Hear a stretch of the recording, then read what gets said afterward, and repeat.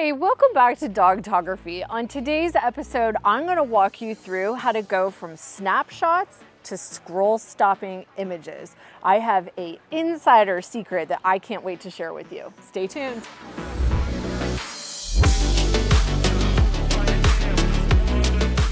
Hi, I'm Andrea Fleury and welcome to Dogtography. My channel is all about how to take better images of your dog and how to create some really super fun memories. I walk you through different tips and tutorials and techniques. I sometimes show you behind the scenes of my professional career as a dog photographer, all while just trying to have some fun and enjoy time with our dogs. So I've mentioned a lot in some of my most recent episodes, this concept of taking intentional imagery. I wanted to elaborate today on what that means exactly because it is the number one thing that I can suggest to take your pictures from just snapshots that we all take with our cell phone, right? Like just quick pictures in the moment to intentional imagery. There is a difference between the two. If you want a scroll stopping type image, there is a difference between a snapshot and what actually would stop a person in their tracks to spend time to look at your picture. So I have 4 tips for you on how to capture more intentional imagery. Tip number 1 is to be very intentional about your location.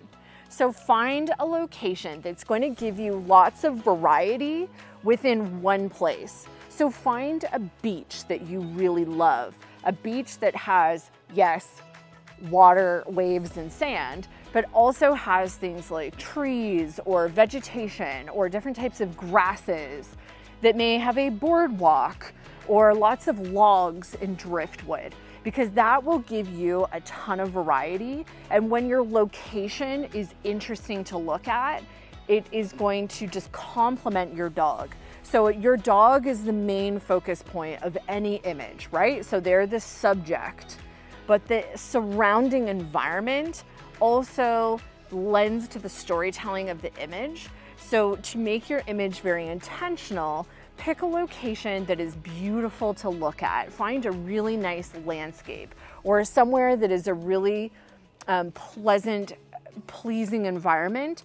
Or you could even go and find a cool urban street, some murals, some graffiti. You can make many different locations interesting and pleasing to the eye. But it is my number 1 tip for making your images more intentional, is to really think about the location and what it has to offer. Tip number 2 is composition. So in photography, there are lots of different rules about composition. So where to place the subject within the frame of your picture. There is many different ways that you can place your subject.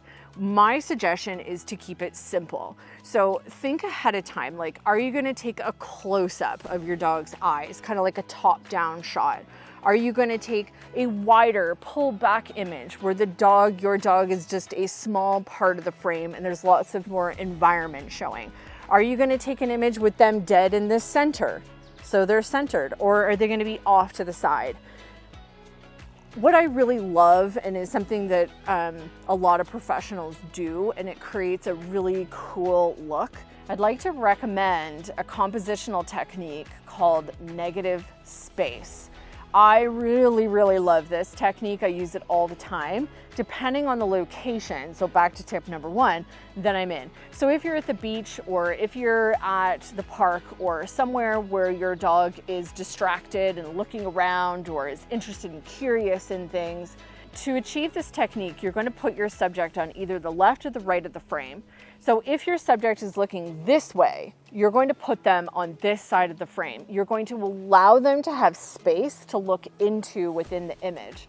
That's what creates the negative space. So negative space refers to the emptiness that they're either looking into or walking into or running into. It gives them room to breathe and room to move. It's what gives the image movement and interest, and it allows the viewer's eye to kind of circle around the picture. So scroll stopping pictures are named that for a reason. It's because someone is wanting to look at your image to really take it all in and to let their eyes kind of digest it. By giving them space to look around and to do that, it really lends to the storytelling of the picture. What's that dog looking at? Where are they running to? What's going on in here? And the more questions that are even like subconsciously happening in the viewer's eyes, the better. The more time they're gonna spend there, the more they're gonna like it and wanna hit the like button and follow. So it's a really cool technique to use composition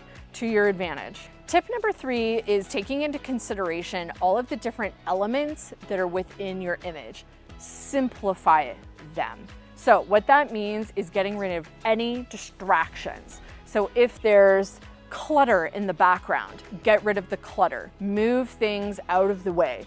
I am well known for doing what's called landscaping during a photo shoot. So I bring with me a set of like pruning shears and I like cut away bits of plant and grasses that are kind of like distracting or, in the way of the subject in my dog's face. I will like rip things out and move plants to the side, squish them down, whatever I need to do to kind of get rid of distractions. If there's garbage or pop cans or bits of stuff all over the place, get rid of it. If you're in your backyard and there's like potted like plant pots or something on the ground or bags or something, like move the stuff out of the way because you don't want to distract your viewer from looking at your subject, which is your gorgeous dog.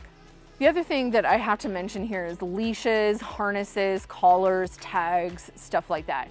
So be very intentional with what you're leaving in your image. If you want to showcase the leash and the collar that they're wearing because you're trying to attract more people to do collabs and sponsorships with, then leave the leash and the collar in it.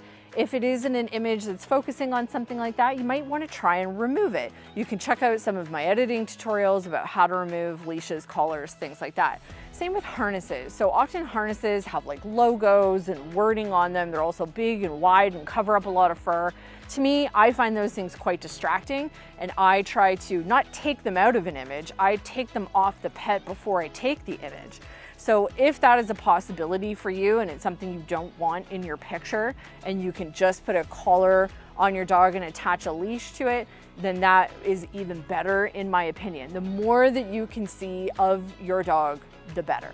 And finally, tip number 4 for taking an intentional image is to put you, yourself, and your lens down at the dog's eye level. Now, whether that's you getting down to their level or holding your camera down to where they're laying or sitting, whether they're up on a log or sat on a bench or wherever they are, get your camera down to eye level. It really changes the whole perspective of the image. It makes it look more intentional. A dead giveaway to a snapshot style image is with a human taking it like this. So it's at their eye level and they're taking it down at the dog. It is one of my absolute #1 pet peeves to begin with because, well, everyone's images look that way. And to me, it just comes across as kind of being a little bit lazy and just like lacking thought and intention. So again, this is all kind of coming back to that whole inspired imagery, using intention to capture it, is to really think about the story that you're trying to tell in the image. And part of that is using perspective. So when you're down at a dog's eye level and you get to see like the environment of where they are and what's going on behind them, that just lends to the storytelling of the image. The more storytelling that your image has, the more someone is going to want to look at it longer, ask questions in their mind about what's going on or where you are or how did you get there or what your dog's thinking about or what's going on in the photo. That just lends to a higher quality of image. The more thoughts and questions you can, get your audience to start thinking about, the better and better your images are going to be. So there you have it. Those are my 4 quick tips on how to be more intentional with your imagery that's going to take your images from snapshot to scroll stopping. I want to invite you to join our brand new community online. So go to Facebook and search for Dogtography Education Community. I want you to go there today and start posting some of your images. I want you to upload them, tell people about the story, You can look for critique or comments, or you can tell people that you're not looking for critique and comments, and you can just share your beautiful images. I want to see them. I want to see what you're working on. Or you can tag me online at dogtography.education. So go out, make some memories with your dogs, and until next week, have fun and join our new Facebook community. All right, I will see you there. Bye for now.